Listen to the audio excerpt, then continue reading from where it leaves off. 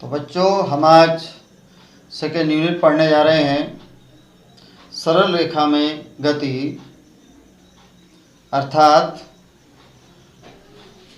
Motion in a straight line. Motion in a straight line में सरल रेखा में गति। सरल रेखा में गति को पढ़ने के लिए हमें कुछ बेसिक बातों पर ध्यान देना होगा, कुछ बेसिक बातें पढ़नी होगी। और उन बेसिक बातों में सबसे पहले आता है निर्देश तंत्र, अर्थात फ्रेम ऑफ रेफरेंस। ये फ्रेम ऑफ रेफरेंस क्या है?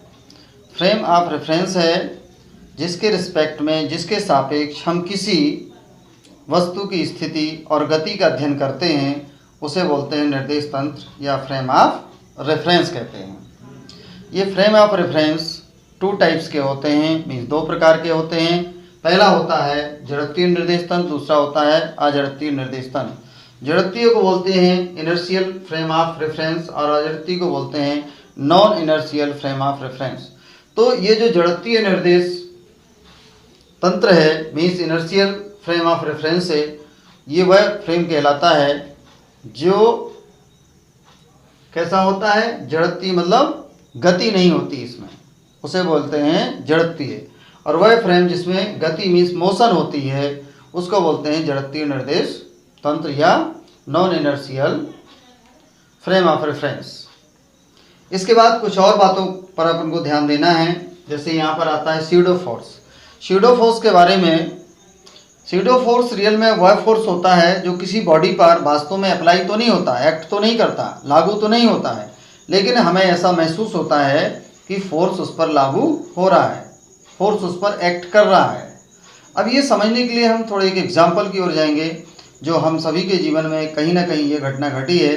जब हम किसी बस में सफ़र करते हैं, यात्रा करते हैं, तो एक तीक्ष्ण मोड़ पर जब बस तेज़ी से मुड़ती है तो वहाँ पर हम देखते हैं कि जब बस मुड़ती है तो जिस ओर वो टर्न करती है, ठीक है ना, उसके ठीक अपोजिट डायरेक्शन में हमें ऐसा कुछ महसूस होता है कि हमारे ऊपर एक बल लग रहा है और वह हमें मोड़ की तरफ यानी बाहर की ओर एक धक्का दे रहा है, जिसके कारण हम गिर सकते हैं। तो प्रायः हम लोग क्या करते हैं, आप सभी ने अनुभव किया होगा कि बस की बॉडी को या जिस सीट के ऊपर हम बैठे हुए हैं उस सीट को पकड़ लेते हैं ताकि हम गिर ना जाएं। लेकिन वास्तव में ऐसा नहीं होता। हमारे ऊपर कोई फोर्स नहीं लग रहा होता है, हमारे ऊपर कोई फोर्स एक्ट नहीं कर रहा होता है, लेकिन हमें महसूस ज़रूर होता है, ठीक है ना। तो ऐसे फोर्स को, ऐसे बल को जो वास्तव में किसी वस्तु पर कार्य नहीं कर रहा होता है, एक्ट नहीं कर रहा होता है, लेकिन ऐसा प्रतीत होता है कि कोई फोर्स उस पर एक्ट कर रहा है, ऐसे फोर्स को हम स्यूडो फोर्स या हिंदी में बोलते हैं उसे छद्म बल कहते हैं। इसके बाद हम देखते हैं विराम अवस्था और गति अवस्था। वस्तुएं दो प्रकार से हम डिफाइन करते हैं वस्तुओं को, एक गत्यावस्था में और एक विराम अवस्था में। गत्यावस्था का मतलब इन मोशन, विरामावस्था मतलब in rest position. In rest position में जो वस्तु होती है, जो बॉडी होती है, जो ऑब्जेक्ट होता है, जो पार्टिकल होता है, उसको हम डिफाइन करने जा रहे हैं। रेस्ट पोजीशन में हम उस ऑब्जेक्ट को बोलेंगे, उस वस्तु को बोलेंगे जो समय के साथ आसपास की वस्तुओं के सापेक्ष अपनी स्थिति में कोई परिवर्तन नहीं करती है। जैसे प्लेटफॉर्म पर कोई रेलगाड़ी पहुंचती है, रेलगाड़ी कुछ देर रुकती है और कुछ समय पश्चात वहाँ से चली जाती है, लेकिन वो प्लेटफॉर्म समय के साथ अपनी स्थिति में कोई परिवर्तन नहीं करता है। तो हम क्या कहेंगे? प्लेटफॉर्म क्या है? इन रेस्ट पोजीशन में, अर्थात विराम अवस्था में, उसमें कोई गति नहीं है। लेकिन रेलगाड़ी वहाँ से निकल गई तो समय के साथ उसने अपनी स्थिति को क्या कर दिया? बदल दिया। अर्थात रेलगाड़ी क्या है? इन मोशन, अर्थात गत्यावस्था में है, जबकि प्लेटफॉर्म क्या है यहाँ पर? इन रेस्ट, अर्थात विराम अवस्था में। इसी के साथ हम एक दो चीज़ों पर और थोड़ा सा अध्ययन करेंगे। यहाँ पर आता है बिंदु वस्तु या पॉइंट ऑब्जेक्ट। पॉइंट ऑब्जेक्ट या बिंदु वस्तु जो होती है उसको डिफाइन करने के लिए हमें कुछ एक एग्जाम्पल लेके इसको समझना पड़ेगा। जनरली आपने 5th, 6th, 7th, 8th, 9th, 10th इन स्टैंडर्ड्स में आपने पॉइंट के बारे में पढ़ा हुआ है, लेकिन वास्तव में उस पॉइंट की बात नहीं कर रहे हम। यहाँ पर ये साइंस की पॉइंट, ये गति से संबंधित, मोशन संबंधित पॉइंट ऑब्जेक्ट की बात कर रहे हैं। पॉइंट ऑब्जेक्ट जनरली हम उस ऑब्जेक्ट को बोलते हैं जो उसका सेज और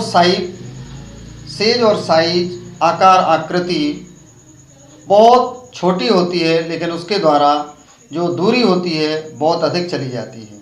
अर्थात किसी वस्तु के द्वारा मीन्स किसी मूविंग ऑब्जेक्ट के द्वारा ट्रेवल डिस्टेंस मीन्स चली गई दूरी उसके साइज और आकार की तुलना में बहुत अधिक होती है।